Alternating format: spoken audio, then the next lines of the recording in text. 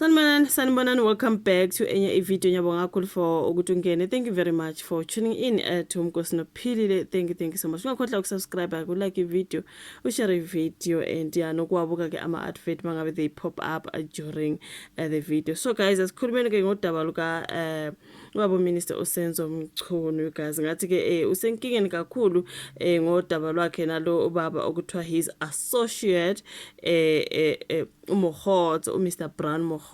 Kuthiwa waqala wamphika ubaba Minister wamaphoyisa wabuye wavuma wathi hayi uyamazi, wazwambiza ngokuthi uyi-comrade. So ke ngathi usenkingeni ke ngokuthi amphike abuye aphinda avume athi ayi cha uyamazi. So ke kuthiwa ke uMchunu uziva kokugibene evuma ukwazi lo amphika ke eParliament. So ngathi udaba lika baba uMinister wamaphoyisa lunzima bafethu.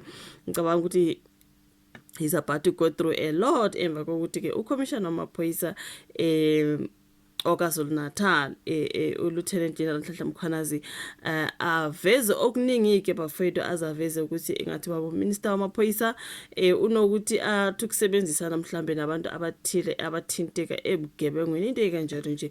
Ngizona indaba eziloko zitrendile nowadays. So kuthiwa ngasabhekana necala ke lokudukisa iParliament ungqongqoshe wamaphoyisa ko okhungethwe izinkinga umnumzana uSenzo Mchunu emva kokuba avume ukwazana nomuntu athi akamazi ngesikhathi ebuzwa ngaye eParliament. Kubhala phalo Sabelo Nselo ke ephepheni usihlalo wekomiti lezamaphoyisa eParliament umnumzana Ian Cameron uthe bazohlala phansi bacubungula ukuthi bazomthathela ziphi inyathelo uMchunu ovume ukwazana nomnumzana uBram Mokhotsi. Ngestatement lasikhiphe izolo uMchunu uvumile ukuthi uyamazi uMokhotsi kodwa ke wathi akasondelene naye. Ngesikhathi evele eParliament uMchunu wathi yena akamazi uMokhotsi ngaphambili wathi akamazi. Usebuye wathi ayi uyamazi kodwa ke abasondelene. Lokhu kwenza ukuthi kube nzima ke yonke into manje kufanele sihlalele phansi le ndaba sibone ukuthi isiphi isinyathelo kufanele sithathwe. Phezulu kokuvula ke icala kungaphinde kube khona ke nesidingo sokuthi ke simcebe ekomitini laseParliament lezobuqotho kusho ke umnumzana uCameron. iDA ihlela ukuvulela uMchunu icala ke namhlanje. Izinsolo zokuthi uMchunu usondelene noMokhotsi zenze uCommissioner wamaphoyisa waKwaZulu Natal uLieutenant General Nhlanhla Mkhwanazi. So Mkhwanazi wathi uMokhotsi wazana nosomabhizinisi oboshelwe icala lokuzama ukubulala umnumzana uVusumuzi Matlala osolwakhe ngokusebenzisana nezigebengu. uMatlala usanda ke kubanjwa nomakhale ekhukhwini ejele nje umakhale ekhukhwini babhale ngenye indlela bafethu.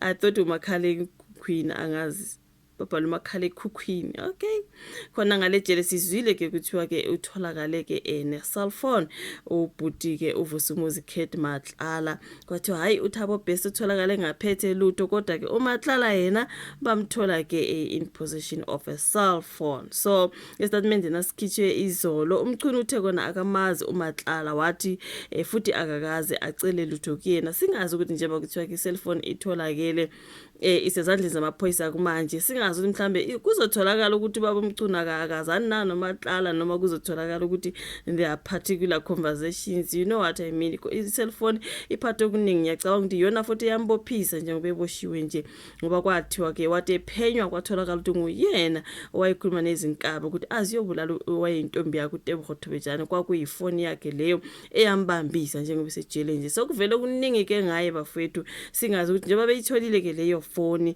ngabe mhlambe they are going to get rid of evidence ekhona mhlambe o ngabe mhlambe leyo evidence ngempela ke izotholakala isetshenziswe mhlambe. Let's hope akutholakala ukuthi ke une connection thizeni noCommissioner wamaphoyisa, not uCommissioner sorry ungqongqoshe wamaphoyisa ngoba sekukuningi ngaye bafethu njengoba sephikile ukuthi akamazi uMatlala. Mangatholakala ukuthi uyamazi kuzobe inkinga ngoba nakwaphika kwathi akamazi uBrown Mokhotsi manje wabuye wathi hayi ngiyamazi noma singasondelene. So usethe akamazi uMatlala i-cellphone ingabuye ithi kune information ukuthi intana noMatlala it's gonna be something else. You know that is about okay ubaba ungqongqoshe wamaphoyisa ke ubaba uSenzo Mchunu. Okay, so somlomo eParliament unkosikazi Thoko Didiza ke uyalele ikomiti yaseParliament elezamaphoyisa lezobulungiswa nelezinhlolo ukuba ke abhekisise kahle izinsolo zikaMkhwanazi bese ke emnikeza umbiko. Okay, so yeah mina unkosikazi Didiza usichithile ke ukuthi isicelo sokuba kube nenkulumo mpikiswano eParliament ngalolu daba uthe izinsolo ezinziwe uMkhwanazi azinabo ubufakazi isadinga ukuthi ziphenywe kahle. Ukhomishana wamaphoyisa uGeneral Fani Masimula uveza ukuthi sekuqiniswe ezokuphepha ezikaMkhwanazi ngenxa yezinsongo.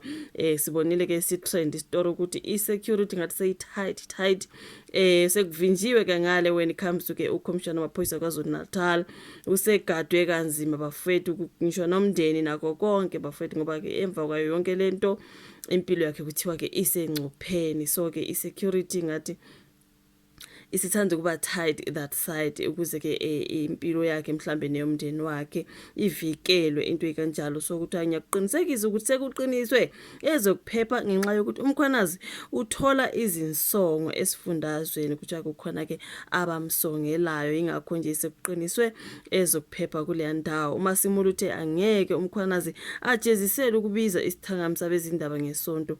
uMasimula uthe uMkhwanazi unelungelo lokuthi abize isithangamisa bezindaba akhulume ngezindaba ezithinta ubugebengu. Wangazisa ukuthi uzobiza isithangami nabezindaba. Wangitshela ukuthi uzokhuluma ngamacala athinta ukubulawa kosopolitiki. Sekunesikhathi eside kwagcina ukuba kube nesithangami sisikhuluma ngalamacala. Njengoba ke ukhomishana wamaphoyisa unalo ilungelo lokubiza isithangami nabezindaba, ingakho esingeke silokhu simhluphela ukuthi ubize isithangami nabezindaba. Masimula uthi akazange awukhipha umyalelo ukuba kuhlakazwe ithimba eliphenya amacala okubulawa kosopolitika KwaZulu-Natal. Lokhu ke kuyashayisana nokushiwo iphindi kakhomishana wamaphoyisa Lieutenant General Shadrack Sibiya othe ithimba lahlakazwa emva komyalelo kaMasimula naye owayethathe umyalelo kumchuno. So uke wayibona incwadi mhlawumbe ke wayibona incwadi esayinwe yimi ethi akuhlakazwe ithimba kubuza lapha noMasimula. uMasimula unxuse amaphoyisa ukuba aqhubeke nokwenza umsebenzi wawo. Lesi sikhathi esinzima siyakujabulela ukuthi uMongameli Cyril Ramaphosa uthe uyalisukumela lolu daba. Sikulungele ukuba ke siyohlangana nomongameli siyomnikeza umbiko. Sizwile kuthiwa ke isonto nje lelo siya kulo ngeSunday uPresident of South Africa Baba Cyril Ramaphosa ke uzothi ukukhuluma ngalo lolu daba bafethu. I think I saw that somewhere else ukuthi the president is going to address this